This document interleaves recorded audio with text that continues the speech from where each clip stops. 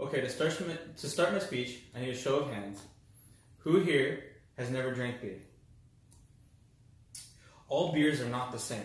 They are a very diverse beverage. There are pilsners, there's ales, lagers, and all sorts. So there's light, there's dark, there's hoppy, not hoppy, things of that nature. So I have searched for the reasons, differences, similarities, backgrounds to ales and lagers specifically, just those two.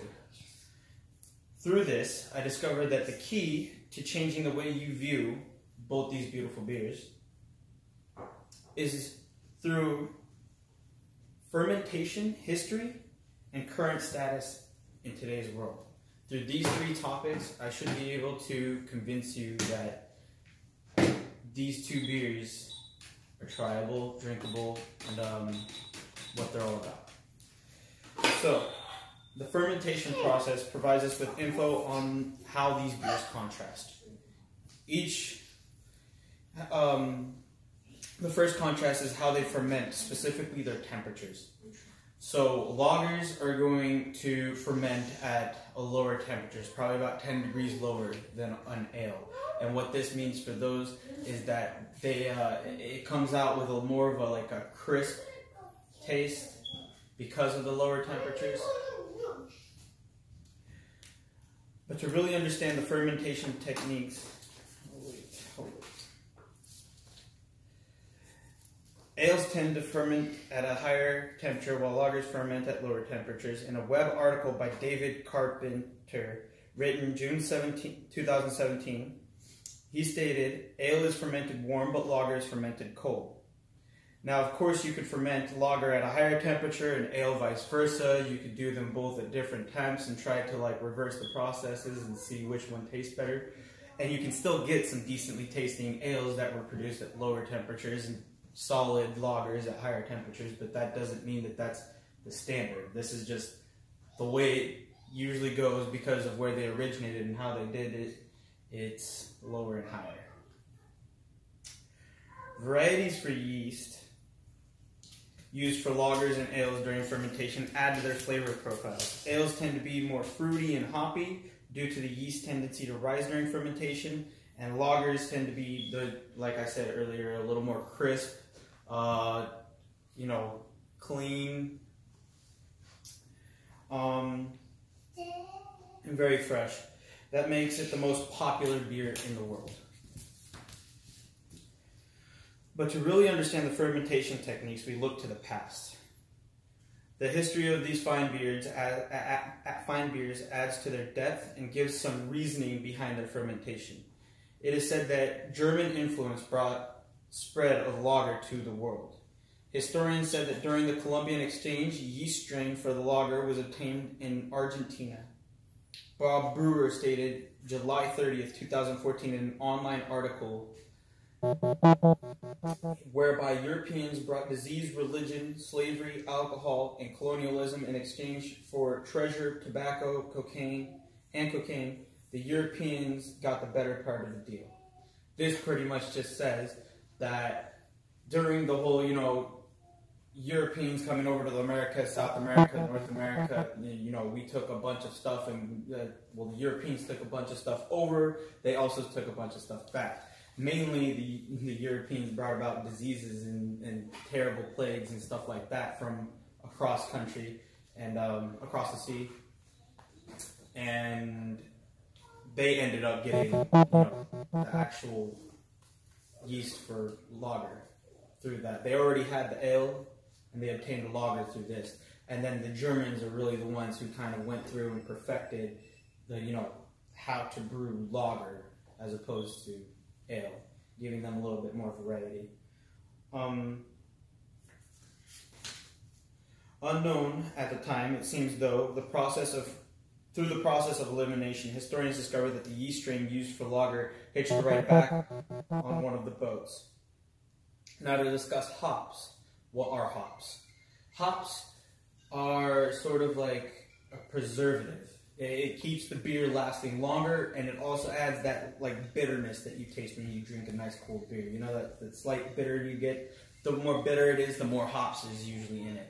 And so this kind of also adds to the flavor profile while also preserving the beer, where back in the day, you didn't used to have, you didn't used to be able to preserve it for as long. So when a batch was made, you only had like X amount of days instead of X amount of weeks in order to drink it.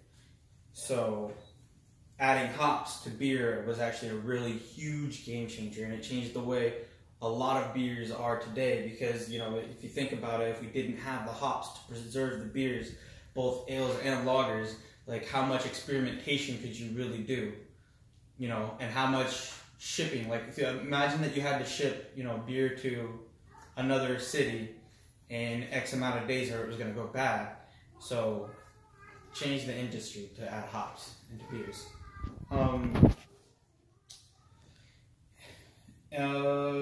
Florian Klemp stated on May 1st, 2009 in an article, in an online article, the marriage of hops and beer in continental Europe 1,000 years ago and England by the 16th century was an enlightenment.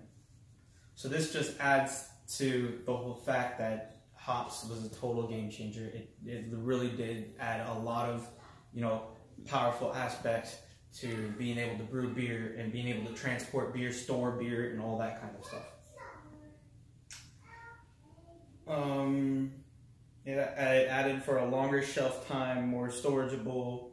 From this, we can step into from the influences on beer and hops in today's culture. Lagers by far is the most popular beer in the entire world. Why is it the most popular beer? Well, because it's easy to drink, it's typically more light, and it's a solid beer for beginners like Bud Light, Coors Light, Corona Light, all these kinds of beers, the lighter beers, the easier to drink beers, the starter beers per se, are all going to be lagers, more than likely, right? So the top 10 beers in the world, actually, only one beer is not a lager in sales.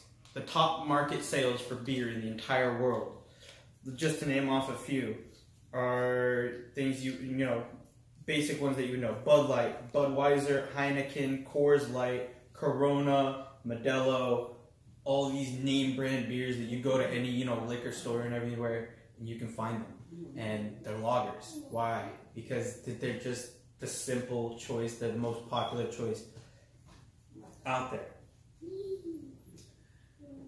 I know this may have you worried about ales, because this is about lagers and ales. Well, while back in the day, ales were actually the more predominant beer to drink, because ales were discovered in Europe beforehand, and lager wasn't discovered until after the Columbian Exchange.